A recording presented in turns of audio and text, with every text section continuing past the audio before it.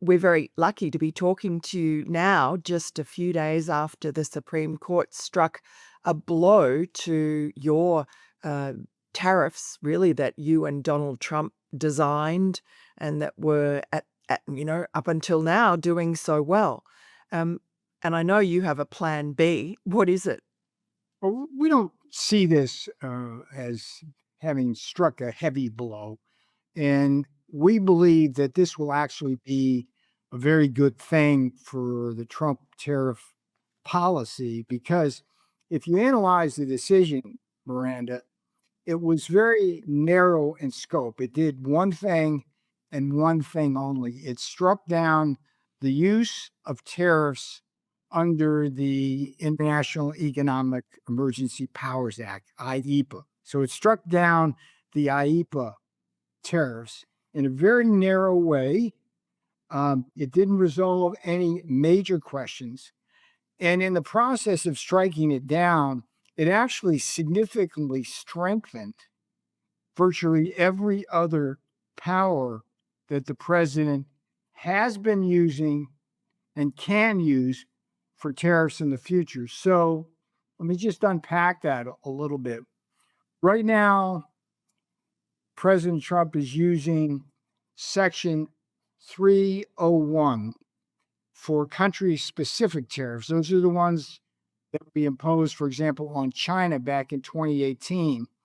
And what the U.S. Trade Representative Jamieson Greer is going to be doing and has been doing is steadily adding countries to the 301 investigation. So that will give us great power to address the problems on a country by country basis. So that will not allow any country to use the striking down of the IEPA tariffs as a reason to back off from the negotiating table. Just one question though, why did you not use, those 301 or whatever number tariffs that, you're talking about? Why did you not use them first? Why use the emergency powers?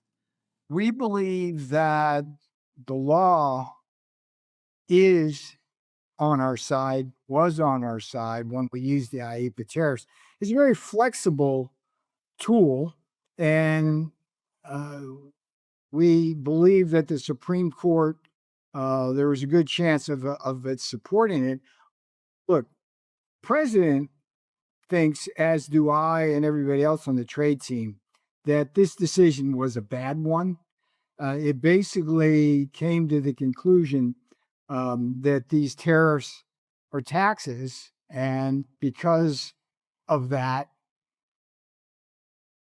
they struck it down because Congress has the authority to tax. But we don't see it that way. We didn't argue it that way.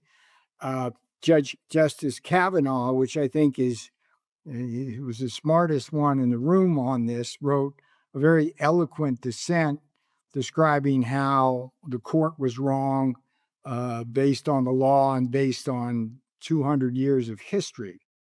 So I think the strategy was perfectly fine. We knew going in that there was a possibility that they would be struck down. In the meantime, we developed Plan B. But as part of our thinking, I mean, look, again, I want to get back to this point. It's what the Supreme Court did and did not do. It did strike down the IEPA tariffs, the emergency tariffs. It did not strike down 232, 301, 122, 338, all the different powers that the president has been delegated by Congress and can use, and we will be using.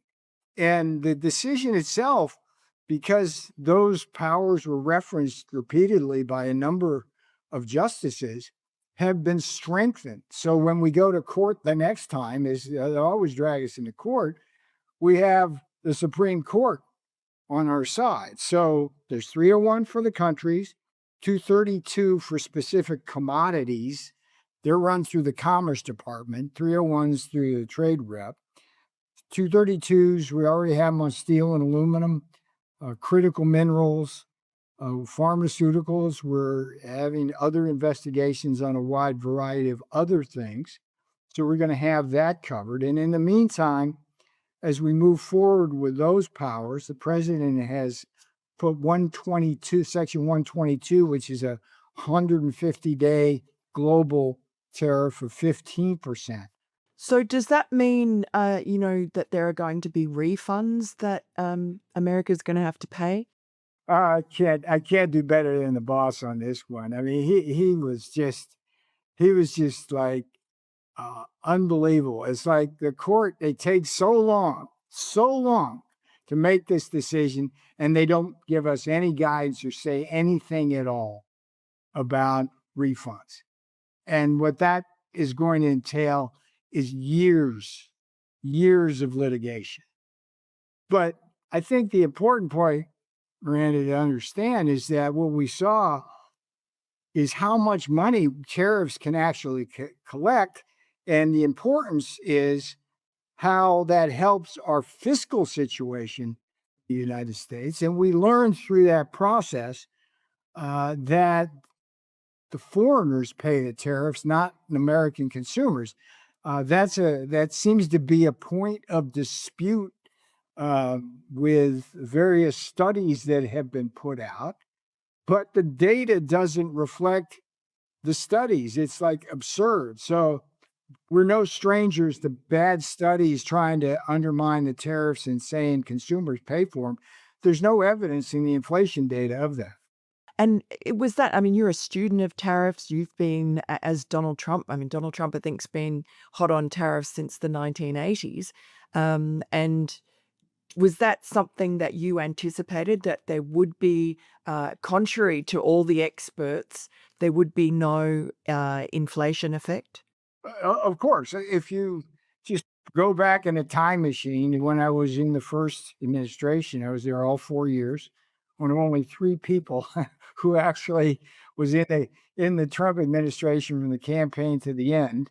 Um, we said going into 2018, when we started putting the tariffs in, the 301s and the 232s on steel and aluminum, that foreigners would bear the largest portion of the burden of the tariffs, for the simple reason is that countries like China or Germany are highly dependent on our economy. They're export driven.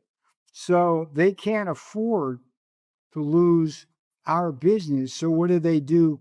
They lower their prices, they change things around. It's a complex adjustment process, but in the end, they eat the tariffs. We don't. And actually, a good economic theory on this that people ignore in the international trade literature verify this. So what happens in 2018? We put tariffs on, and for the next couple of years, there's everybody's saying there's going to be a recession, inflation, stagflation, this, that, and the other thing, and all we get is low inflation, robust growth, and a beautiful Trump economy. So fast forward to this administration, when we put the tariffs in, we got the same identical people, the same think tanks, the Heritages, the Catos, the same newspapers, the same trade associations, the Goldman Sachs of this world. It's like, oh, it's going to cause inflation, and all we have to do is go back and say, hey, you were wrong the first time. Why are you going to be right this time? And guess what? You haven't been right. So this is the debate. This is why having a podcast like yours is good, because I just want to remind people that they said the same crap the last time, and it was BS then, that they're saying now, and it's BS now. So, have you ever seen the president waver? He seemed pretty angry the other day after the Supreme Court brought down that decision. He talked about foreign influence on the court. Do you know what he was talking about? Was he talking about China? Miranda, there's a whole diaspora of globalism out there that puts political pressures in many, many ways on our institutions, whether it's the Supreme Court, Congress, or the White House itself. We know they're there. China's a big deal, but there's also, it's like the corporate types who offshore or want to sell in that have tremendous political power, that lobby and everything like that. I mean, being in the White House, you see these people come by like every day. They say don't do the tariffs, and when you do the tariffs, they say, well, do them on everybody else. Give us an exclusion or exemption. This and the other thing. So Like who? it's Like very Apple, powerful. like Tim Cook, Mark Zuckerberg, who? Individuals, certainly, yeah, they've got the institution behind him. I mean, Tim Cook. I mean, he's the king of evading tariffs, and we let him get away with it in the first term because he promised he would basically bring his iPhone production here or out of China, and he lied through his teeth, and he's doing it again. Yeah, that's like par for the course. And is manufacturing being brought home, significantly? You mentioned iPhone. I think Tim Cook's opened some sort of a factory here. Is that happening across the board? Not with Apple. I mean, they're going to India, and that, to me, that's not a whole lot better than being in China. But that's the exception, I think, that proves the rule. I mean, we have Miranda. I mean, this is like mind-boggling. We have $18 trillion of new investment pledged since the tariffs, and because of the tariffs. I mean, as President Trump has said, it's like you don't pay the tariffs if you produce here. But what's the timeline on that? Because I know, the EU promised, I think, $1 trillion worth of investment, but has any of that happened? And what's the timeline? Are they just going to wait out President Trump? Yeah, we had a lot of investment that's come in. I mean, Japan's really probably at the head of that Mm. pack right now. There's all sorts of projects going on.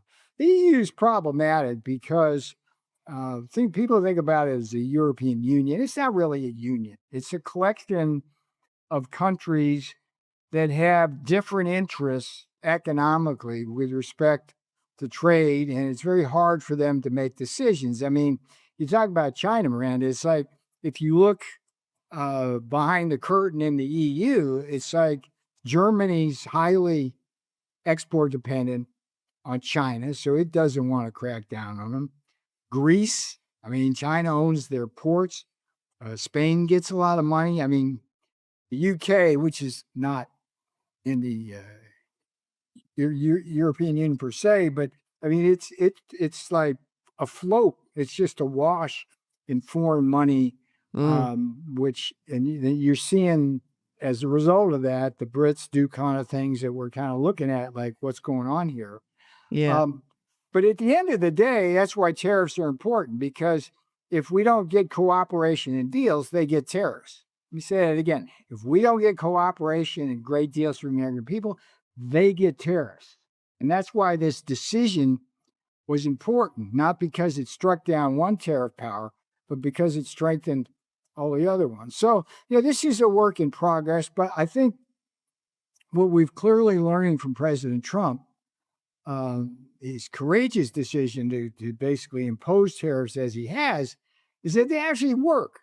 And the manufacturing thing, like another one of the talking points, the spins, is that the manufacturing's not coming. We said it would come, it's not coming. Well, but the data now doesn't reflect that either. What we're seeing in the data is the green shoots manufacturing. I mean, I've described all along the adjustment process.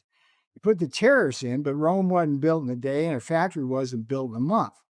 So have you got examples of factories that are being built? Like, are they car manufacturers, or what sort of things are being brought home? I mean, there's the first new aluminum foundry built. We lost two foundries in the last term. We got steel mills popping all over the place. We got chip production that's getting towards the construction stage. I mean, it's just a myriad of things, and it's showing up. It's showing up in the Federal Reserve industrial production data. It's showing up in the durable goods data. It's finally showing up in one of my favorite economic indicators, Miranda. It's called the ISM Manufacturing Index, the Institute of Supply Management Manufacturing Index. And it's a 0 to 100 index. what they call a diffusion index. And when it's below 50, then manufacture is in decline. When it's above 50, manufacturing is expanding. And it's been, I think, since August of 2022 during the Biden regime that index fell below 50. I mean, Hmm. Biden was just killing our Yeah. manufacturing. And when we got in, that thing like was stubbornly lagging below 50 for many, many months, even as some of these other manufacturing indicators said, no, things are good. Finally, in the last time around, it jumped 5 points well into above 50 territory. That is fantastic. So Made in the USA is back. And I wanted to explore that a little more because I think that's how your interest in tariffs started. You were a professor in California.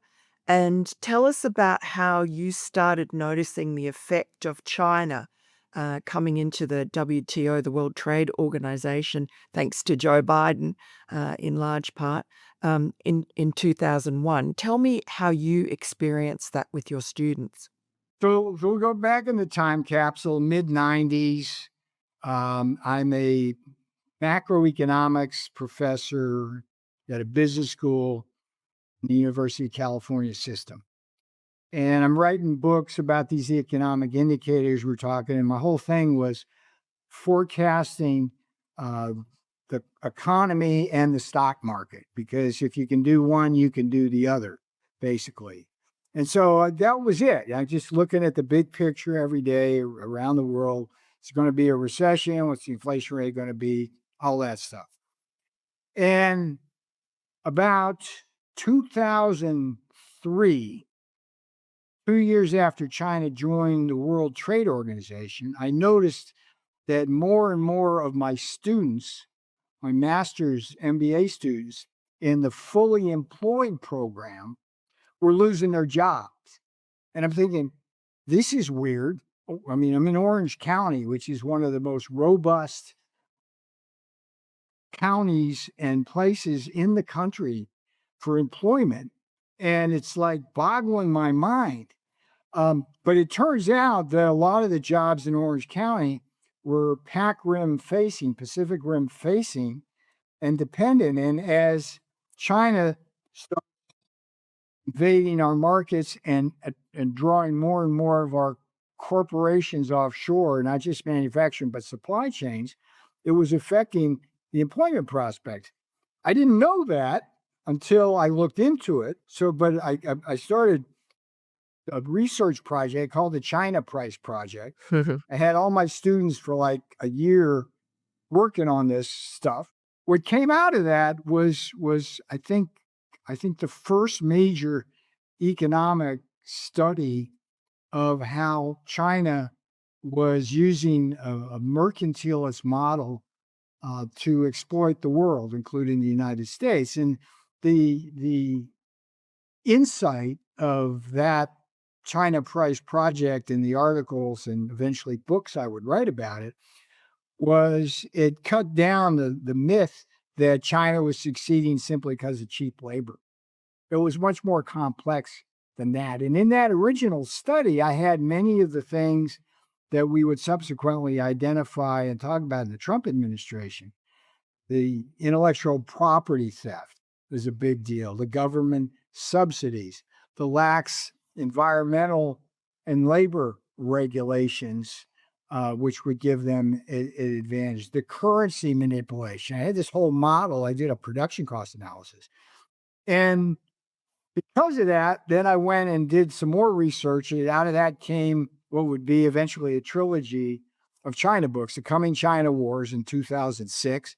That's the one that caught President Trump's eye back before he was president. And he said it was one of his top 10 books. I found that out, and that's when we began communicating.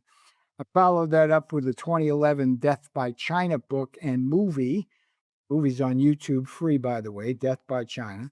And then in 2015, I did what the third book, Crouching Tiger, which went from the economics to showing how the American people basically are funding the entire military budget of the Chinese through our trade deficit. It's the numbers are like they're almost identical. Weird. So Can I interrupt for 1 second? yeah, Just absolutely. could you explain, um, just with China and their predatory practices, what is mercantilist? What does that mean? And why did China's entry into the World Trade Organization, create a problem for America and hollow out our manufacturing? Well, it created a problem not just for America, it created a problem for the world. Prior to China joining the WTO, it didn't have the P, what they call PNTR. It wasn't allowed to have access to our markets in an unfettered way or markets around the world under the World Trade Organization system. And curiously enough, it would be Bill Clinton, a Democrat, who would push for China's entry into the World Trade. It's a total betrayal of the Democrat base because that base at the time, which President Trump would subsequently capture, was like blue collar working folks, union and non union, in factories. And Clinton, if you go to my Death by China movie, there's some beautiful quotes of Clinton about it's going to be a one-way street. We're just going to sell to them and everything's going to be great. And it was just the opposite. They cheat. Mercantilism is cheating. It goes back to the doctrine in the 1500s, 1600s, where the whole goal of trade from a country level was to collect as much of the gold around the world as you possibly could, which meant selling stuff but not buying anything from people Mm. and doing it in a way where you cheat. So it's all about cheating. Mercantilism is a model based on running large trade surpluses with the rest of the world, thinking you're going to get wealthy. Joe Biden was very much involved in pushing his Senate colleagues, many of whom were reluctant, allow China into the World Trade Organization. I understand he was very influential with Bill Clinton as well, and he used to say things like China won't eat our lunch. Um, in your travels, did you find any evidence, or even circumstantially, or is it your opinion that Joe Biden was somehow compromised by China? Because we saw, during his vice presidency, his family received tens of millions of dollars from Chinese state-owned organizations, and he himself, as president, went soft on China and unwound some of the uh, measures that you and the Trump administration first time round brought against China, most particularly about the sort of anti-spying program in universities. It was inexplicable he unwound that.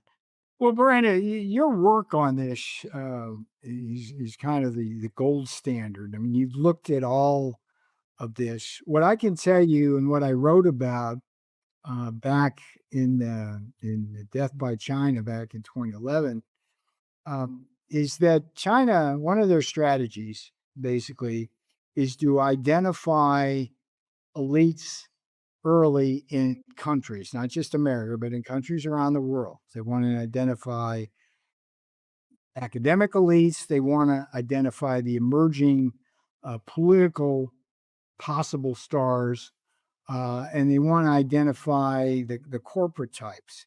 And what they do with the academics is they give you like a professorship and an honorary uh, position at one of their universities, shower you in a bunch of money, and essentially become a friend of them.